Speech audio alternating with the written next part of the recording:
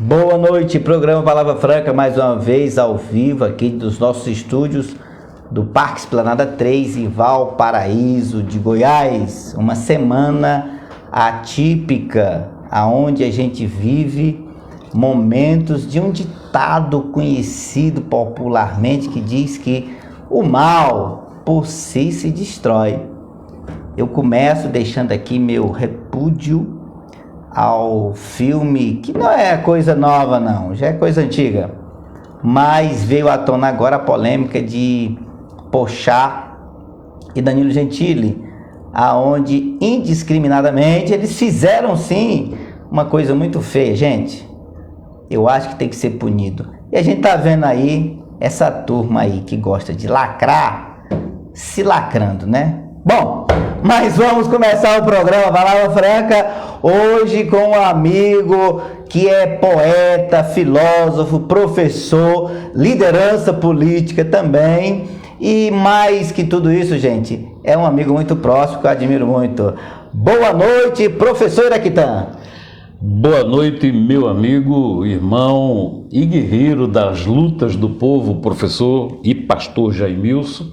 Penso na alegria arretada, viu, de estar aqui nesse momento, nesse programa que tem mostrado exatamente para Valparaíso e toda essa região metropolitana de Brasília como é que se faz jornalismo com centralidade, com sensatez, de forma isenta e responsável, né? Isso é enriquecedor, é uma contribuição singular para o jornalismo aqui, né, nessa região, e por que não para o Brasil, uma vez que a gente está na internet, né, isso vai para o mundo inteiro. Inclusive eu quero aproveitar e mandar um abraço para um casal de amigos meus que está lá nos Estados Unidos, Andréa e Luiz. Um abraço para vocês, Deus abençoe. Também tem meu amigo Calheiros, lá em Portugal. Um abraço, viu, Calheiros? Deus abençoe também. A também missionária Elienay, também está em Portugal e está sempre nos assistindo. O Geraldo, lá em Amazonas. A Maria Simone Prachedes, lá em Manaus. Olha, a audiência está indo longe, viu, professor? Eu falei, a gente tem uma facilidade, né, desse instrumento que é a internet, para a gente, utilizando-a de uma maneira sábia, responsável, a gente mais contribui do que destrói. Porque o que destrói na internet, né, nesse espaço virtual? São as fake news, a desinformação, e aqui no Brasil, sobretudo, isso tem contribuído para esse processo de desinformação, de alienação do nosso povo. Eu tinha 16 anos lá em Palmares e era uma liderança já na comunidade. Já com 16 anos você já comandava lá a turma lá? Eu comecei aos 14 anos, irmão. Rapaz, 14 anos. Aí a gente estava lá construindo o centro comunitário no bairro Santa Luzia. Então chegou um italiano que estava visitando a comunidade e tal, e a gente conversando, ele disse para mim, ele me perguntou, você sabe qual é o maior problema do povo brasileiro? Eu olhei para ele e disse, saúde. Ele disse não. Educação? Não. Desemprego? Ele disse não. Aí eu disse, então me responda, me diga na sua percepção, qual o maior problema do povo brasileiro? Ele disse, não conhecer os seus próprios problemas. Bem colocado. Rapaz, eu era um adolescente, fiquei mais de 2 meses com aquele negócio martelando no juízo. Pensando. Até eu entender o que ele quis dizer. É o que a gente chama lá de... Você ficou encabulado. Fiquei. Mas depois eu compreendi, né? Eu compreendi, aí eu fui fazer, porque eu sempre fui um autodidata, aí eu fui fazer o dever de casa. Né? Ele trouxe a responsabilidade, ele jogou a responsabilidade no meu colo, sim, digamos assim, a bola quicando. Sim. Aí o que eu fiz? Fui refletir e disse, rapaz, não é que aquele peste, aquele italiano tem razão.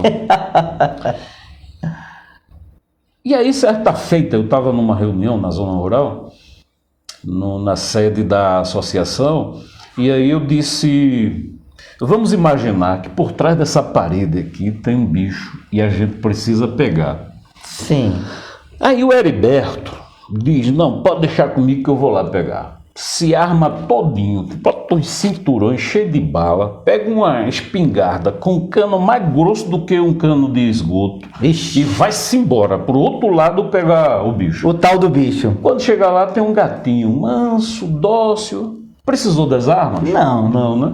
Aí, rapaz, Heriberto, aí tem um outro bicho que a gente precisa pegar também. O pastor Jaimilson viu que o Heriberto voltou com um gatinho, disse, não, agora é minha vez, eu não quero arma não, eu vou torar no dente. Pronto, agora. Só que quando ele chega lá no outro lado, tem uma onça que há 3 meses não sabia o que era uma refeição. Aí E pegou. Agora aí o bicho pegou, literalmente.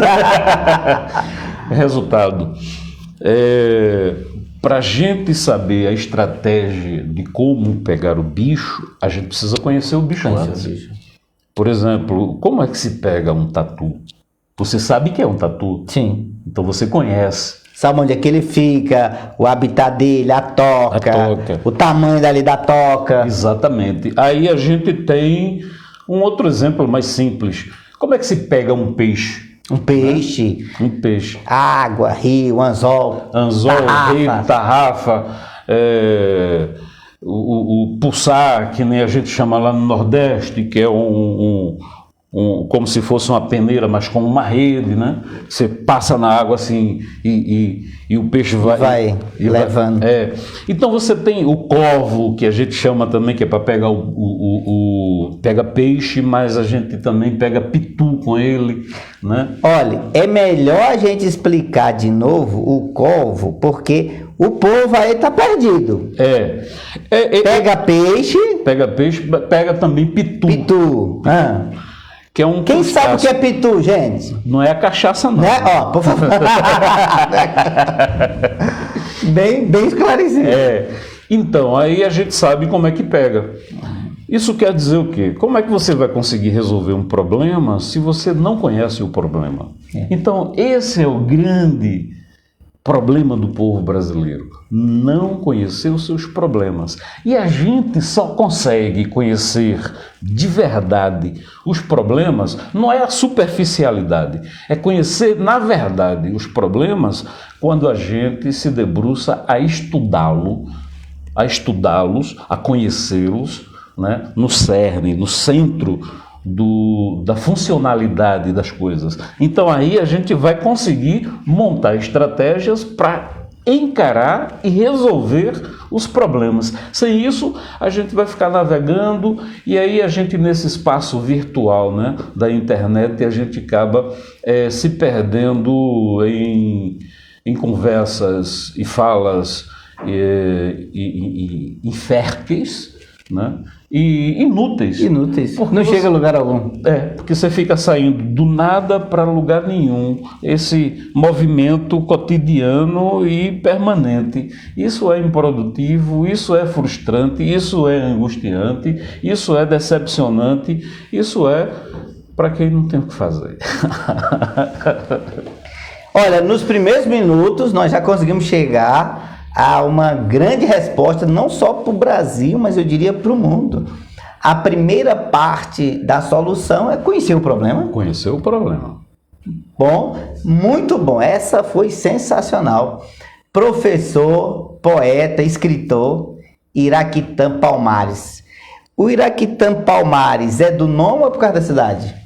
Não, na verdade o meu nome é Iraquitã Oliveira, né? É Iraquitã Oliveira, gente. Iraquitã Oliveira da Silva.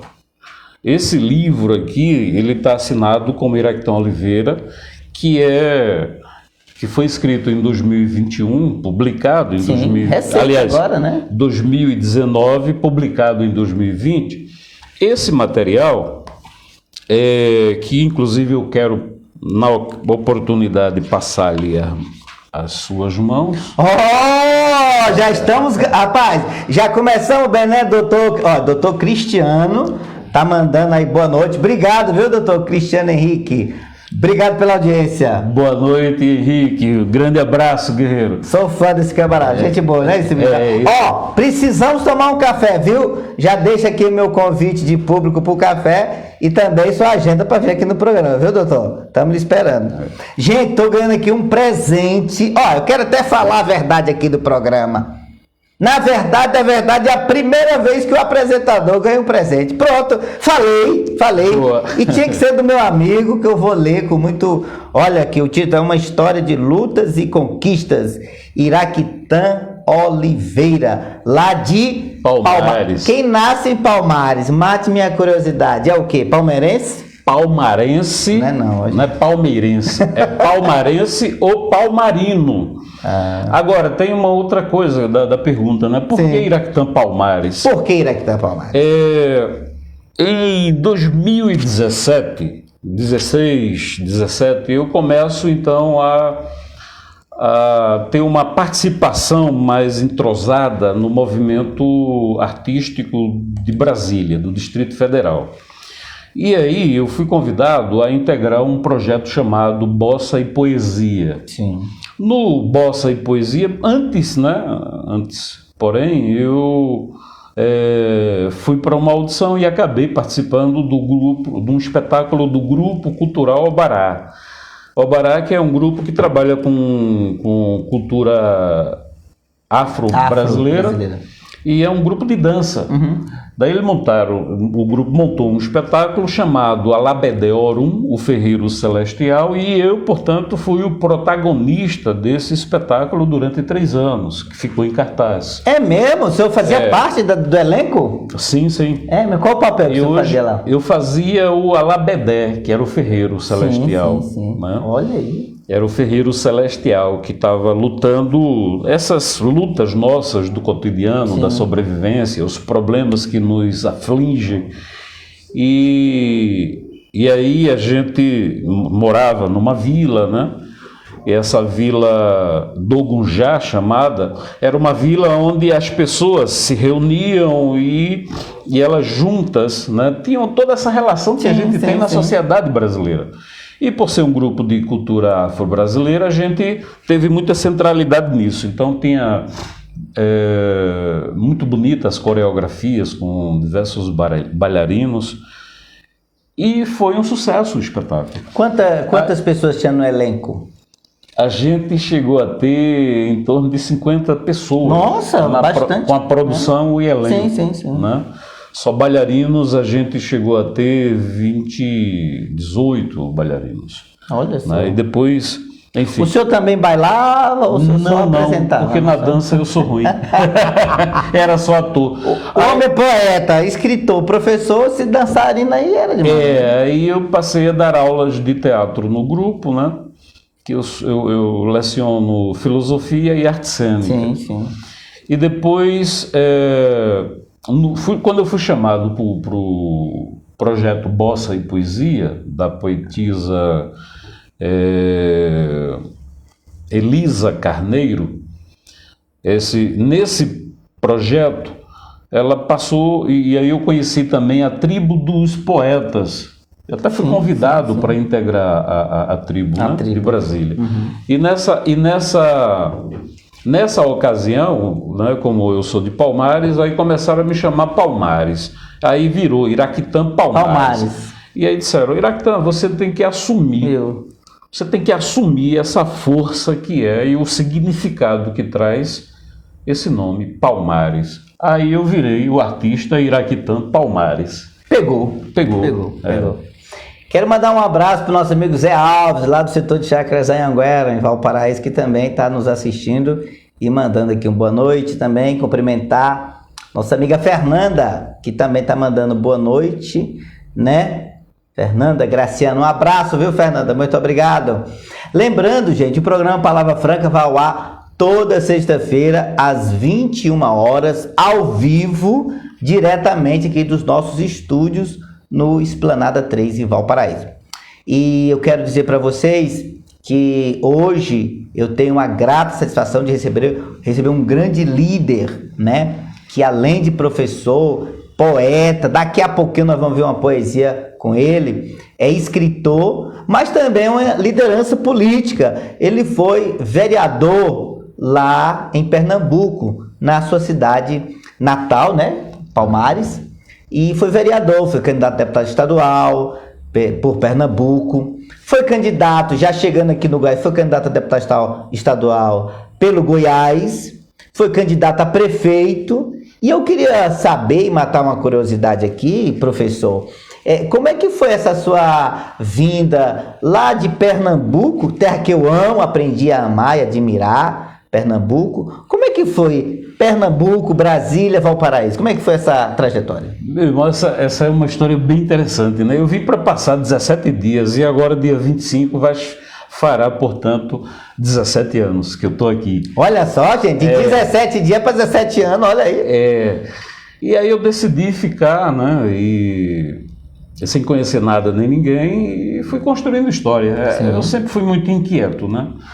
Muito inquieto. Eu gosto de movimento, eu gosto das lutas do povo, eu me apaixonei pelo serviço público, pela política, a boa política, né? Porque a forma que se faz política aqui nessa cidade, em Valparaíso, eu acho que muita gente não gosta, porque eu sou bem direto. O fato de ser direto não significa que eu não tenha fraternidade na alma e no coração. Não significa dizer que eu não tenha, né, o espírito da solidariedade, do servir, do estar junto, né, do ser fraterno, tudo isso. Agora, me indigna a hipocrisia, me indigna a disfarçatez, me indigna a forma miúda e sorrateira como se faz política nesse lugar. E eu digo isso não é com mágoa, eu digo isso como uma confissão para que esse jogo jogado seja percebido, e acho que ele já é percebido, mas que seja, sobretudo, alterado. E melhorado. Né? E alterado para melhor. Sim. Né? Porque pior do que esse modelo de fazer política aqui na cidade, eu acho que não existe. Tem como ficar pior? Tem. Não diga um negócio desse, não. Tem. Mas eu acredito que a gente merece o melhor. Amém. Com certeza, né? Então, ao chegar aqui, né, no Distrito Federal, que eu trabalhei na FUNASA, primeiro eu trabalhei na Sul América, né, vendendo título de catalisação. Título de catalisação, né? Depois eu fui para a FUNASA e fui assessor na presidência da FUNASA. Da FUNASA eu fui para o Ministério da Saúde. Fui para Secretaria de Gestão Estratégica e Participativa, né? Na época, quem era o ministro? O ministro era Temporão. Temporão, olha aí. No governo Lula. Sim. E aí, naquela ocasião, eu, lá no DAGEP, que era o Departamento de Gestão Estratégica e Participativa, fui trabalhar com a população negra e comunidades quilombolas. E eu tenho muita alegria em dizer que sou o técnico responsável pela publicação da Política Nacional de Saúde Integral da População Negra e Comunidades Quilombolas. Muito bem. O que ocorreu no ano de 2011. Né? Então isso é uma alegria que eu tenho de ter sido o técnico responsável, que deu formato legislativo, né, à política, porque ela estava no formato técnico, acadêmico, e aí eu dei o formato legislativo e depois foi para o gabinete do ministro e a seguir para o Diário Oficial para publicação. De lá, do DAGEP, eu fui chamado para a equipe que estava elaborando, que elaborou e implantou o programa Mais Médicos no Brasil. Né? Então, eu participava daquela equipe de coordenação nacional e foi um momento assim de grande aprendizado, né? Um momento em que eu tive o sentido de realização profissional aqui em Brasília, que eu mais tive fortemente, de forma sólida e concreta, foi quando eu estava no programa Mais Médicos. Ver resultados tão maravilhosos como a gente viu no interior desse país, da região norte à região sul, e o que nós conseguimos fazer, né, com a transformação e melhoramento da saúde do povo, pessoas que nunca haviam se consultado com um médico lá no norte do Brasil, ali na região amazônica, passou a ter um médico como vizinho, né? Morando na própria comunidade. Sim. Então isso, e os cuidados, né? Porque também o programa Mais Médicos, ele revela naquela ocasião, para nós do Ministério, para o governo e para a sociedade, ele revela as mazelas, né, do povo brasileiro. Como é que ele revela? Ele revela justamente, à medida em que você tem um médico, você passa a entender que a comunidade não tem saneamento, que não tem água tratada suficiente para a população, que não tem pavimentação nas ruas, que há desnutrição, né? Que há pobreza. Então, a contribuição que a gente deu no sentido de repensar e reposicionar, né? Repensar as políticas públicas nacionais e reposicionar e redirecionar, inclusive, o orçamento para atender a toda essa demanda que foi surgindo, assim, é uma coisa impressionante, valorosa e que as pessoas não percebem, não dão conta. Quando eu vejo esses discursos, esses debates nas redes sociais, a gente não percebe, a gente vê que as pessoas não entendem e não compreendem o Brasil na sua completude. E passam a enxergar o Brasil a partir do próprio umbigo e para o próprio umbigo, né? O lugar de referência das pessoas nesses debates que a gente vê é o próprio umbigo e volta para o próprio umbigo. Parte do umbigo e volta para o próprio umbigo. Então é muito limitado. A gente vai então condenar as pessoas por isso? Não. Isso também revela para a gente uma grande necessidade de uma elevação de consciência e para poder melhor compreender essa cena de maneira mais completa, mais horizontal, e depois a gente vai para a verticalidade dos problemas, porque é assim que a gente consegue apresentar os caminhos de solução. Chegar a uma solução, né? Para que haja uma melhora, né? Inclusive, gente, conversando aqui com o professor e escritor... Agora uma aguinha, né? Por favor, né? Inclusive, patrocínio do Palavra Franca. Olha, gente, a partir de agora você pode pedir sua caneca aí, tá? Você que quer ter sua caneca do programa, R$55 eu vou mandar deixar na sua casa, viu? Programa Palavra Franca, você pode tomar café com a caneca do programa Palavra Franca. R$55, patrocínio aí do nosso amigo. Hoje eu quero mandar um abraço especial para o nosso patrocinador, que é o Certificado Digital Único Certificado Digital. Nosso amigo e consultor João Paulo. Olha, gente, você quer fazer o seu certificado digital, tanto pessoa física como pessoa jurídica, é só procurar o João Paulo. Único Certificado Digital, nosso patrocinador oficial. Professor Iraquitã.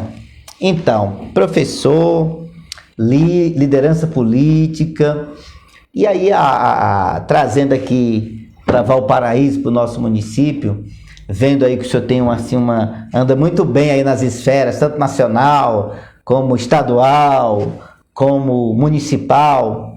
De professor a candidato a prefeito, como é que foi essa trajetória? O que foi que lhe levou a encampar essa batalha também? É que, na verdade, eu iniciei a minha vida pública muito cedo, né, aos 14 anos. E como eu disse antes, eu me apaixonei pelo serviço público, sim, pela coisa pública. E quando você faz algo com paixão, você quer fazer bem feito. E fazer bem feito é fazer diferente. Em 2006, né, eu já conhecia a realidade do Valparaíso, da cidade. Já conhecia. E percebi naquela ocasião o grande potencial que Valparaíso tinha, à época, para ser uma referência de gestão pública para o Brasil. Quando eu falo referência de gestão pública, eu não falo só do cara ser tocador de obras. E aí, porque a gente já tinha conseguido pensar e elaborar uma proposta alternativa de modelo de gestão pública, porque, pastor Jaimilson, esse modelo de gestão pública, ele é, na minha concepção, ele é falido, porque esse modelo ele não garante sequer os serviços públicos com qualidade básicos, os serviços públicos básicos com qualidade para a população. Então, se ele não garante isso, ele é falido, ele é ineficaz, é obsoleto. A lei, por exemplo, que versa sobre o orçamento público, que define o que é PPA, o que é LOA, o que é LDO, né? Ela é de 1964. Meu Deus do céu, muito ultrapassada. Então essa lei, ela precisa de atualizações, obviamente. Sim. Ela já teve, né? A gente tem a outra, a lei de responsabilidade fiscal, a gente tem a 866. Lei de licitações. Das licitações públicas, mas enfim, por que eu estou dizendo isso? Então a gente precisa alterar. Lembre que eu disse que para resolver um problema a gente precisa conhecer o problema. Então eu fui estudar o problema, né? Como eu já fui gestor, já fui legislador e já estive nas 3 esferas de governo, né? Municipal, estadual em Pernambuco e federal, eu tive a oportunidade então de fazer uma leitura, né? Como é que o sistema funciona. E aí eu percebi que a gente precisava alterar isso. E para alterar a gente tem que começar em algum lugar. Ninguém consegue construir uma casa sem que primeiro a gente prepare o terreno. Você não constrói uma casa de cima para baixo, né? Não tem como. É tijolo a tijolo. E aí eu fui fazer isso, estudar. E aí eu vi que Valparaíso reunia naquela ocasião as condições mais que propícias. Primeiro, um município jovem, novo, né? Emancipado em 1995. Em 1995. A primeira gestão aqui é de 96. Sim, né? sim. Então, com a emancipação do município, em 2006, você tem um município ainda muito novo, né? E ainda numa situação de crescimento, no estado de crescimento. Naquela ocasião, o Valparaíso crescia a mais de 14% ao ano. E eu disse, rapaz, aqui é o lugar que a gente pode implantar esse modelo de gestão pública. Quando eu digo modelo novo, sim, significa que você vai romper com o outro. Com o antigo, né? O antigo. E até isso a gente estudou. Porque você não pode romper com esse modelo atual sem levar em consideração o arcabouço jurídico que consolida e determina toda a funcionalidade do sistema de gestão pública no Brasil atualmente. Então, a gente ia ter um desafio gigantesco de construir isso para e passo, observando esse arcabouço jurídico e construindo os novos instrumentos e mecanismos a partir de pontes e caminhos que nos levariam à ruptura com esse modelo. Né? Então, blindar o sistema à corrupção, garantir que a população participe de forma efetiva com instrumentos e mecanismos avançados, com tecnologia de gestão pública, né? Tecnologias eficientes, mas a gente precisava testar isso. E aí eu disse, aprendi com meu pai e minha mãe, meu filho, que é bem feito, vá e faça. Aí eu decidi, né, ser candidato a prefeito aqui em 2016 e descobri uma coisa. Peraí. Programa Palavra Franca vai agora saber o que foi que o nosso professor descobriu. Mas sem antes, eu vou mandar um abraço aqui para o nosso amigo Adão Ribeiro, que está mandando boa noite para o senhor. Aí, está assistindo. Boa noite, Adão, Maria José, boa noite a Fernanda, ao Zé Alves. Grande abraço a todos vocês. O pessoal tá ligado aí, viu? Tem até pergunta aqui, ó, professor. No atual cenário político da cidade, o senhor tem em mente algo que poderia mudar o que tem sido feito com relação à educação, saúde e infraestrutura? Mas já ele responde. Eu quero saber agora, o povo quer saber, programa Palavra Franca quer saber também, o que foi que o senhor descobriu no processo de 2016, que nós ainda não sabemos? 2016, eu estava bem, né, do ponto de vista profissional, financeiro, e aí a gente conseguiu, né, fazer uma boa articulação, porque eu gosto de conversar com todo mundo. Nota-se, né, gente? Como é bom na arte da conversa, né? E aí nós conseguimos juntar, né, 19 partidos para discutir uma possível apoio à nossa candidatura a prefeito. E aí, a seguir, como eu fui depois demitido do Ministério da Saúde, e aí as condições, né, elas deram uma reviravolta, mudaram. Mudam, muito bem. Eu vi muita gente se vender. Pera. Não. Como é que é? Sim, Isso existe aqui? só existe. Não. E eu não acreditei, né, o quanto, com tanta facilidade que as pessoas se vendem. Mas se vendem por um cargo, se vendem por algum dinheiro, se vendem. Simples assim. Então, de 19 partidos, no final, eu tive, né, como grande desafio o meu próprio partido, né, que sempre foi uma grande oposição que eu enfrentei aqui durante 13 anos em Valparaíso, que era o PCdoB à época, e no final nós ficamos só o PCdoB e PSOL, ainda, né, com todas as dificuldades. Sim.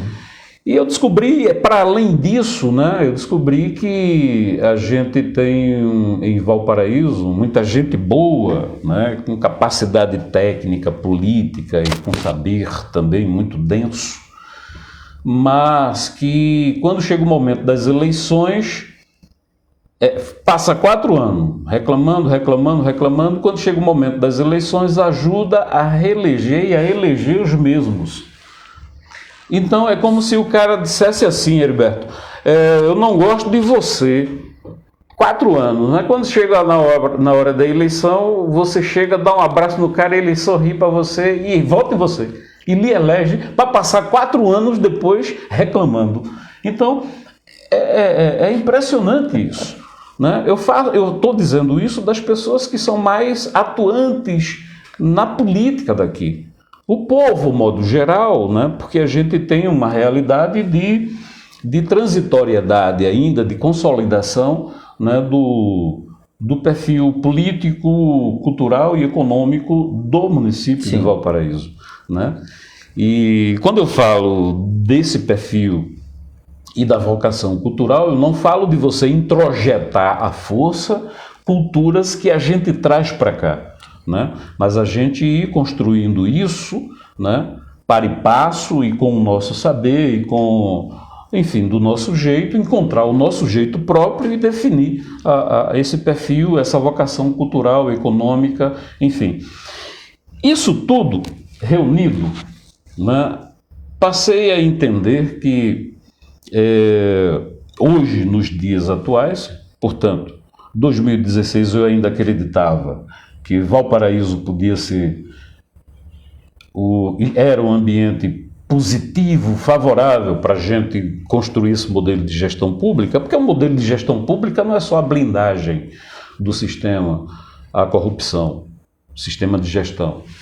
É também você garantir e buscar solução para os problemas de transporte, de saúde, de geração de emprego e venda, de geração de emprego e renda, do desenvolvimento da cultura, de tecnologias, da educação, a educação não pensada como ela é pensada hoje, do riscador de quadro, que a gente chama de professor, né? E do aluno mecânico, que está ali para absorver ou não. Então a gente precisa alterar isso também, do serviço à saúde, que precisa também ser compreendido com qualidade, e com qualidade significa você não somente ter profissionais capacitados, insumos, equipamentos, medicamentos para oferecer à população, mas você ter o cuidado de acompanhar também de perto a saúde das pessoas. Porque saúde é a ausência de doença. Aqui a gente lida com doença, não lida com saúde. Então isso também precisa ser pensado, precisa ser visto. E esse modelo de gestão, ele precisa pensar isso, né? Então, você tem um polo de desenvolvimento no município, que geraria, né? Aqui, o nosso desafio era esse, Roberto, a gente gerar em 4 anos de 10 a 25 mil novos postos de trabalho, empregos na cidade. Rapaz, tu é doido, como é que você vai fazer isso? À época a gente tinha condições, mas estão tornando essa cidade inviável. Por quê? Estão enchendo a cidade de condomínios como se aqui fosse um grande cortiço, né? Valparaíso está se transformando num cortiço social. Então, você está ficando sem espaço para convivência comunitária e para você pensar a vida das pessoas em outras dimensões. Na geração do emprego e renda, na qualidade de vida, em equipamentos para que você ofereça serviços públicos com melhor qualidade para as pessoas, espaço de convivência comunitária, o desenvolvimento e o fortalecimento da questão de ambientes, do ambiental do lugar, né? A geração e o fornecimento do abastecimento de água, de energia, tudo isso compõe você imaginar, pensar e construir coletivamente um novo modelo de gestão pública para esse lugar. Aí, enfim, é que eu quero dizer muita coisa em poucas palavras, mas é isso, né? E quando eu vi aquela época que a gente tinha em Valparaíso esse ambiente, eu me animei e disse, vamos para a luta, né? Mas o desafio é muito grande. É muito grande porque a eleição aqui também é muito cara, né? No Brasil inteiro. Quando você diz muito caro, você tem ideia de isso em números, uma eleição dessa? Olha, os números, eles são maquiados, né? Tem um número oficial, que é aquele que é declarado na prestação de contas, né? Mas tem um número que a gente não vê, que esse não é falado. Eu duvido que você tenha outro político na cidade que fale com tanta clareza, né? É difícil. Você está falando de uma coisa que para muitos não existe, né? De forma pública, eu falo de forma pública, e eu falo porque eu não tenho rabo preso e porque eu sei como é que funciona, né? E o povo precisa saber como é que funciona. Aliás, eu acho que o povo até que sabe. Então, Será? E aí quando você vai para essa dimensão do financiamento de campanha, essa dimensão que não é revelada, que não é contada na prestação de contas, aqui os números, pasmem, já chegou a 23 milhões. Que é isso, professor? O cara ganhar uma eleição. 23 milhões? Já chegou a isso. Já chegou aí a 16 milhões, um outro chegou a 6 milhões e 800 mil, né? Então tem os números assim que são, quando a gente olha, pensa que é brincadeira, né? Mas são números concretos, porque os caras precisam pagar as lideranças dos acordos que são feitos, precisam pagar os votos que são recebidos. Eu cheguei a ver, eu vi pessoalmente lá no Colégio Estadual do Céu Azul, em 2016. Ao vivo e a cores? Eu candidato a prefeito. Como diz, lembrei agora, professor, de um personagem do mundo novelístico brasileiro, Sassá Mutema, que diz assim, meninos, eu vi, o senhor viu? Eu vi o candidato a vereador lá na oposição, até do prefeito que está aí, né? O cara chegou lá na fila, lá, rapaz, e apertando a mão das pessoas e botando 200 contos. Não fale um negócio desse, não. Pelo amor de Deus, isso existe aqui no Goiás. 3 PMs. Meu Deus. Lá naquela escola, e eu fui chamar os caras, eles me deram as costas e foram embora. Ao vivo? Ao vivo. E aí você se sente impotente. Tem o que fazer. Você se sente impotente porque o sistema é assim. Porque a política aqui é assim. E aí eu conclamo as pessoas que de fato se dizem sérias na política desse lugar, vão mudar essa forma de fazer política aqui, vai mudar mesmo de verdade. Vamos parar com essa falácia aí que todo mundo tem, de ficar falando mal de um e de outro, e vamos fazer o que é certo juntos. Eu não acredito em Paladino, não acredito em Salvador da Pátria, eu acredito na união dos muitos, sérios, honrados e decentes. Aí a gente consegue superar os problemas.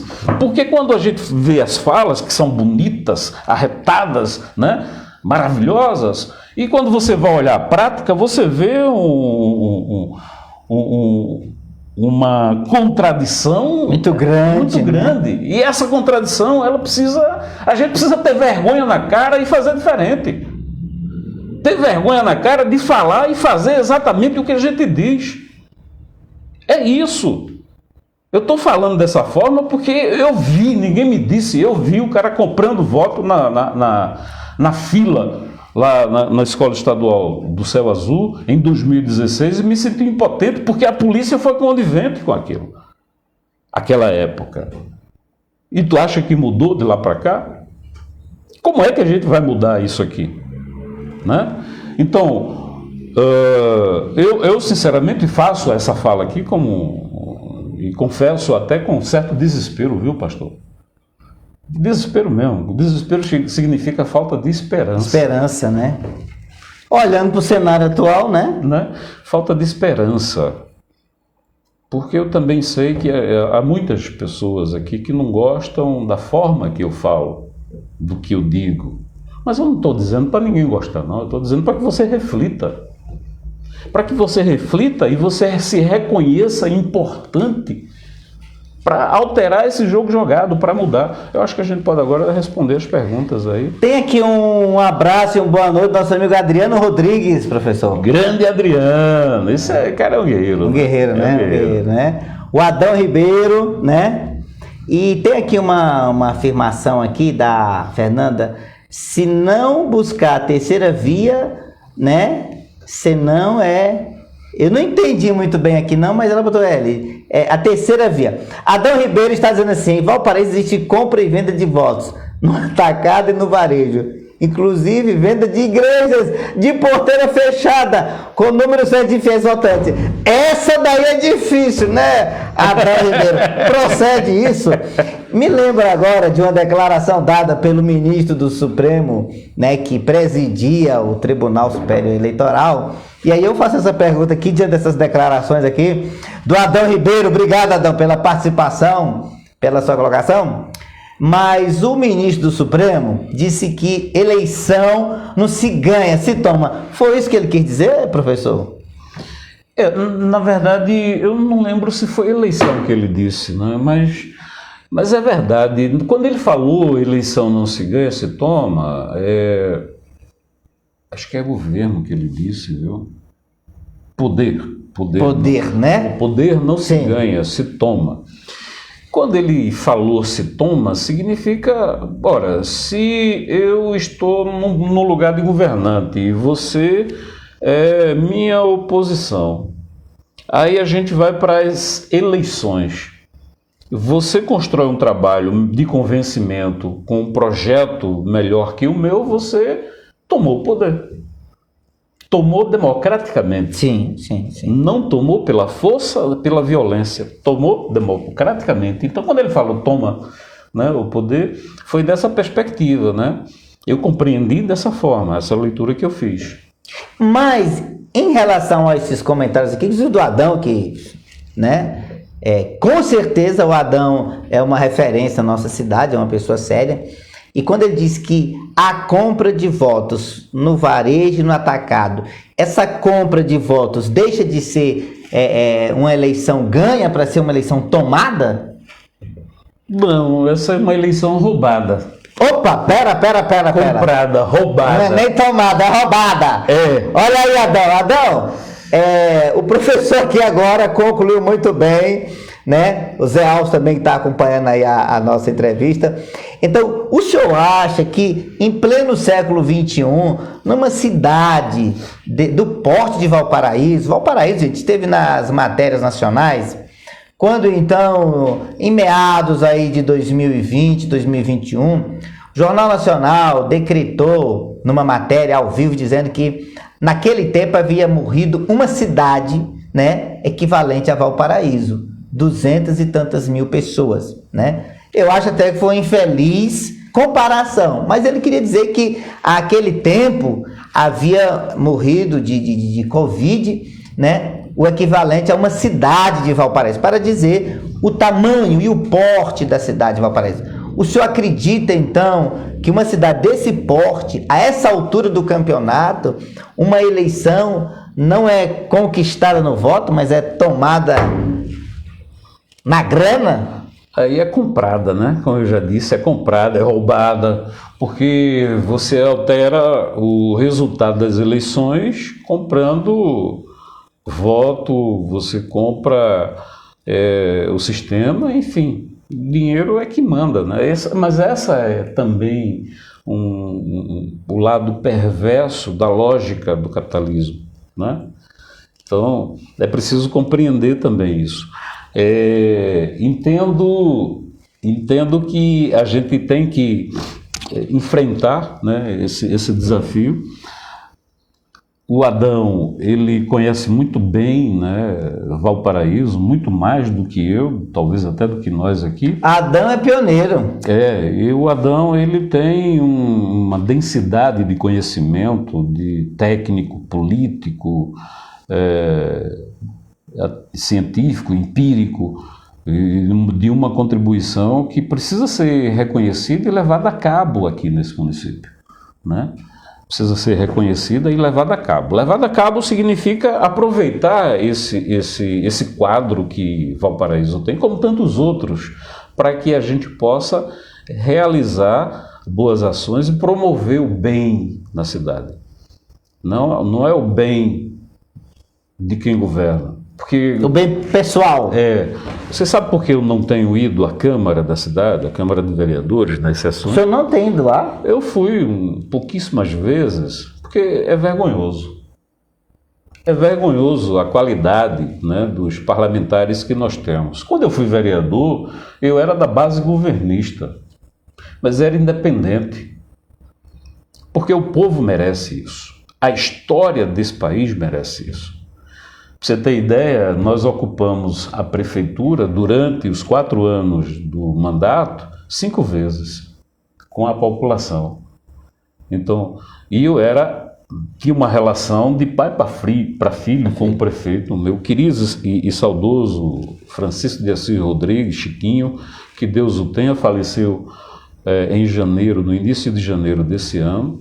Sim. E essa clareza, essa responsabilidade, essa forma de entender que a gente precisa pensar a cidade. E aí você vê as conversas, né, nas redes sociais, muito superficiais, fala do comportamento do cara, de uma fala que você fez ou deixou de ter, do horário que entrou, que saiu da Câmara, a forma que falou, que não falou. Rapaz, você não tem coisa mais importante para debater nessa cidade? Não tem conteúdo? Fazer denúncia sem apresentar provas e ficar achando que a população é como se você estivesse apenas buscando o holofote para aparecer. Não é isso. Aí tem os outros que a gente tem uma vereadora que fica lutando ali sozinha e os outros que estão focados em suplantá-la, né? Em sucumbir o mandato dela. Isso é perverso, é mesquinho e, ao mesmo tempo, é vergonhoso. A Câmara, o Legislativo, é um espaço também das contradições, sobretudo, mas é o espaço de se olhar com responsabilidade, com seriedade, né, os problemas do município. Ali se olha tão e unicamente os problemas umbilicais de cada parlamentar e os seus projetos pessoais. Se eu estiver errado, que me convençam que eu estou errado. A diferença, pastor, é que eu digo, porque eu não tenho rabo preso, né? A diferença é que eu falo abertamente, num linguajar que as pessoas compreendem, é que eu revelo o que é de verdade esse cenário político que a gente tem na cidade. Então, enxergar e perceber as coisas assim significa que eu me recuso continuar sendo liderado, porque quem está governando está liderando, Está né? liderando, sim. Por gente tão miúda, tão medíocre na política daqui. Quando o senhor diz isso, o senhor quer dizer então que nós podemos contar então que o senhor vai colocar o seu nome à disposição? Não. Eu já me desencantei disso, meu amigo. Já me desencantei. Eu só quero contribuir, né? Eu quero ver essa cidade crescer, se desenvolver. Eu acho que eu já fui tão machucado aqui que eu me desencantei. Machucado na direita, na esquerda, mas sobretudo na esquerda, né? E quando você é machucado, pisado, esmagalhado e estraçalhado na alma, isso dói, e dói muito. E eu não sei se tenho mais disposição para encarar isso, porque...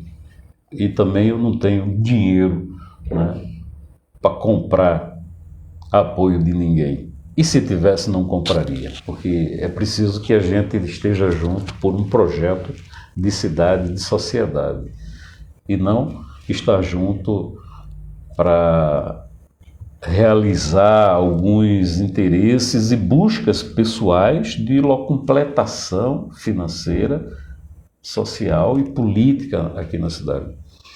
Valparaíso poderia estar despontando nessa região aqui do entorno, né?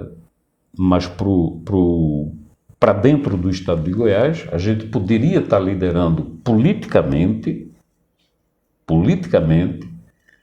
e conduzindo os rumos e os caminhos políticos de toda essa região.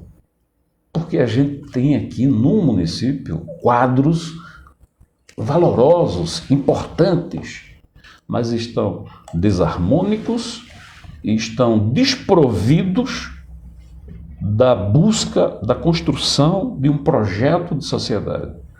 A gente assiste o interesse pessoal à frente de qualquer outra coisa. Então isso é ruim, é mesquinho, é medíocre, é perverso. E aí eu não quero... eu acho que eu não tenho mais energia, sabe, para colocar meu nome. É tão vergonhoso. Eu perdi a amizade de amigo e irmão que eu tinha aqui por conta disso. Sério mesmo? Sério, o cara se vende por 3 mil por mês, 2 empregos, não sei para quê, ali na prefeitura, para falar mal do outro. O cara da minha casa, da minha cozinha, meu amigo, meu irmão, né? E tantas outras coisas que a gente vê aqui. Eu só estou revelando a verdade. E eu sou assim, eu gosto de ser assim. Ninguém vai me ver aqui bajulando, puxando o saco de ninguém, mas falando a verdade, sempre. E compreender que essa cidade merece mais e melhor. Gente, o professor Iraquitã traz para nós assim um enriquecimento muito grande de informação, de cultura e sobretudo de ideal. E nessa linha eu quero agradecer a Alzeni Brito. Conhece a Alzeni, né? Sim. Tá mandando boa noite também pro senhor. Boa noite, meu querido, um grande abraço. Alzeni, obrigado pela audiência, Alzeni. O Zé Alves diz assim: olha, boa noite, minha amiga, eu tenho minha terceira via. Ó, o Zé Alves disse que tem uma terceira via aí, ó. Qual a terceira via? Eu não acredito em terceira via no Brasil, não. Viu? Fala aí, Zé Alves, bora! Programa Palavra Franca. O povo quer saber, tem terceira via aí? Qual é? Fala. O Adão... tem até um pedido aqui. Adão, quer dizer que o programa Palavra Franca está de portas abertas para o meu amigo Adão Ribeiro. E tem um pedido aqui da nossa amiga Fernanda dizendo: olha, temos que trazer o nosso amigo Adão para um Palavra Franca. Então, Adão, a bancada aqui está de portas abertas para lhe receber aqui no Palavra Franca. Professor, poeta, eu quero nesse momento, não parece, mas o tempo vai embora. Rapaz, tão ligeiro, né? Não, aqui dizem que quando o negócio é bom, o tempo passa rápido, né? E aqui a gente nem viu o tempo passar, mas já foi lá no nosso horário. Eu quero dar sua experiência. Gente, eu acabei de ganhar um livro, né, do meu amigo, uma história de lutas e conquistas, Iraquitã Oliveira, o primeiro presente que eu ganhei aqui, né, no programa. Mas vamos lá. Eu quero que o senhor agora... o senhor já fez muitas composições, muitas rimas, muitos poemas. O Adão está dizendo aqui, ó, em breve, pastor, em breve estaremos aí, olha, acabou de responder aqui. Demorou. Ainda bem que está aqui o poeta para fazer uma rima daqui a pouquinho, que eu gosto desse Adão. Esse Adão é gente boa, né? Adão, meu abraço e logo, logo nós estamos tomando um café junto, viu? Mas eu queria pedir aqui para o nosso amigo poeta agora, é mês das mulheres, eu sei que você tem muitos poemas aí disponíveis, mas eu queria mesmo que a gente encerrasse o programa já com um poema, né? Esse livro é ótimo, eu tenho um, a Fernanda está dizendo. Muito bem, obrigado pelo comentário, Fernanda, muito bem. Eu queria que o senhor encerrasse... Obrigado aí. Antes das considerações finais, porque eu quero que o público assista, eu quero agora que o senhor dê uma palhinha para nós aí da sua capacidade de rima. Primeiro, esse livro aqui é Pescador de Ilusões. Esse é o 8º livro, né, de poesias. E esse livro, ele é isso, que o poeta, ele é também um sonhador, né? E a gente acaba pescando ilusões, né? Eu vou falar aqui de um poema, já que a gente trouxe também um tema político para cá, e depois eu falo do poema da mulher, que eu vou improvisar aqui. Olha aí, ao vivo, não perca, não, ao vivo, vai ser... Então, antes de falar do poema, eu quero dizer o seguinte... O desespero só bate quando não se tem esperança, mas a ele só se vence com a palavra franca. Olha aí, rapaz! Olha, gostei! Esse aí eu vou anotar, viu? Olha aqui a observação aqui do Moro, antes do senhor concluir. Ó. O Zé Alves está dizendo assim, boa noite, senhor Iraquitã. Minha terceira via é o senhor Sérgio Moro. Lula não dá mais, Bolsonaro também não dá mais, e Ciro... Bom, professor, essa é a colaboração do Zé Alves. Ó, Zé Alves, muito obrigado pela participação.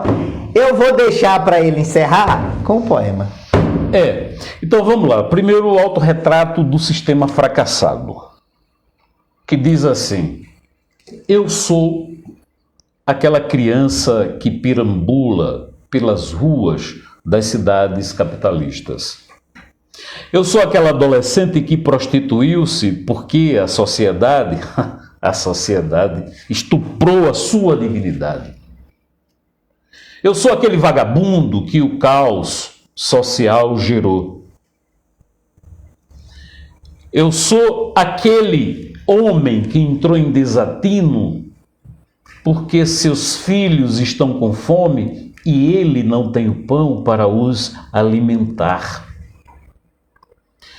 Eu sou aquele revoltado que, de tanto gritar contra as injustiças praticadas com o povo, o governo mutilou a sua voz. Eu sou aquele desesperançado de Deus, porque os que pregam a salvação roubaram-lhe a consciência e nadam no dinheiro dos fiéis. Eu sou aquele camponês que, por não terem dado-lhe terra e oportunidade para plantar, mendiga o pão nas metrópoles.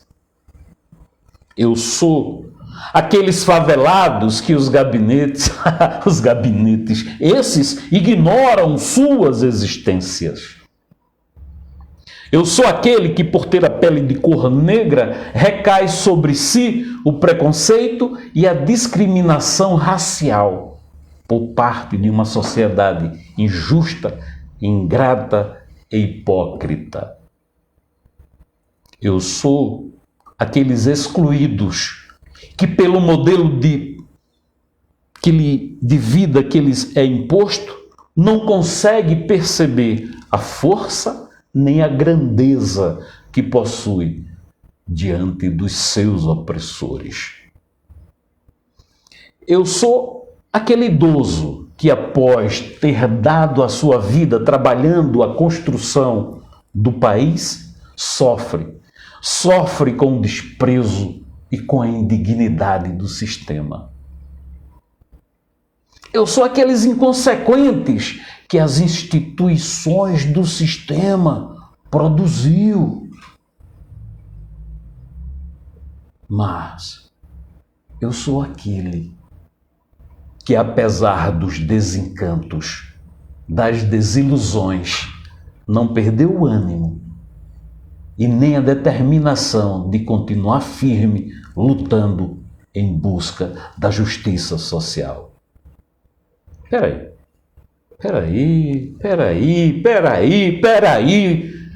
Será que eu não sou você? Um autorretrato do sistema fracassado?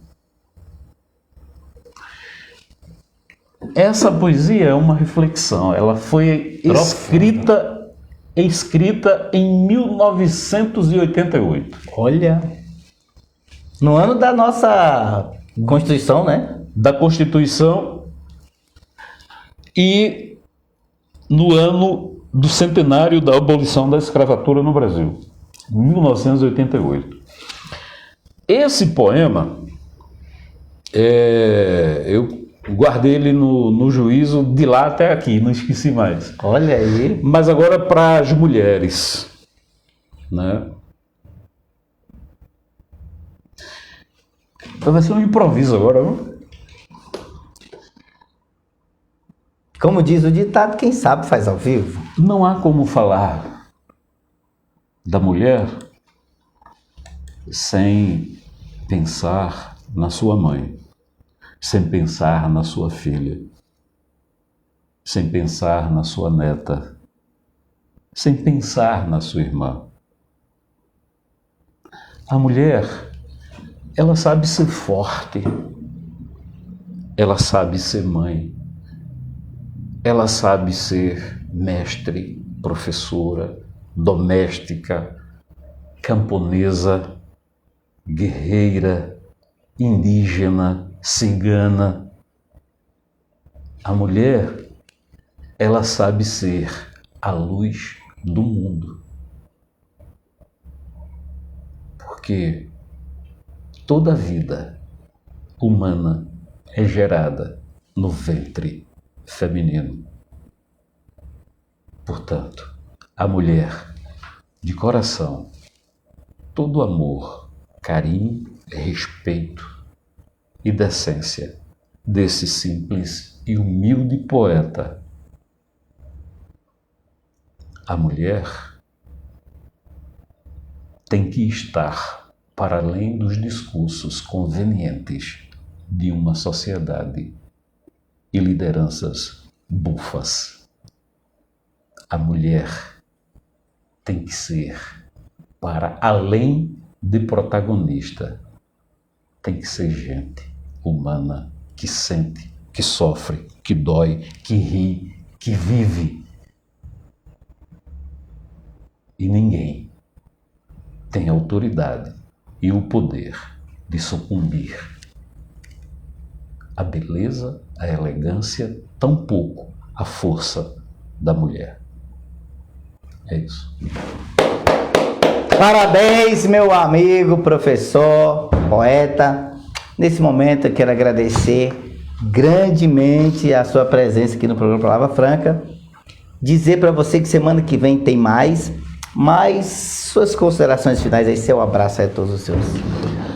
Bom, eu quero, nesse momento, reiterar o que eu disse no início, né? A grande contribuição que tem dado ao jornalismo aqui nessa região e para o Brasil, o programa Palavra Franca, né? Que tem sido esse programa leve, saudável, maduro, sensato e muito responsável com a verdade e com a justeza de vida da sociedade.